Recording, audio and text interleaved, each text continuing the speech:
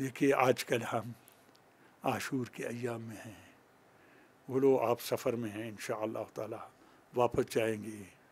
جب بھی کوئی مجلس رکھو بچوں کی تربیت کے لیے، بچے میں وہ تبرک تقسیم کرو جس کو بچے پسند کرتے ہیں، تاکہ اس طرح بچوں کو مجلس میں آنے کی عادت پڑے.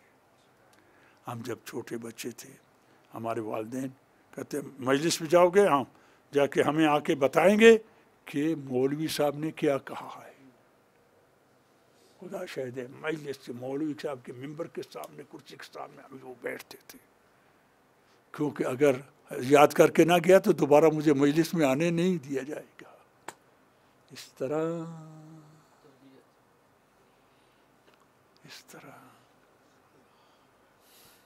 بچہ وہ بچپن میں وہ کچھ برفی جو بھی ہے اس کے کھانے کے لیے آیا ہے، لیکن وہ اس سے یہ بھی کرو اگر تم نے آ کے نہ بتایا مولانا نے کیا کہا ہے، مصیبت کس معصوم کی پڑی ہے، تو ہم دوبارہ اندر میں نہیں جانے دیں گے. وہ مجلس میں بھی جائے گا، اس طرح اس بچے کی تربیت ہوگی.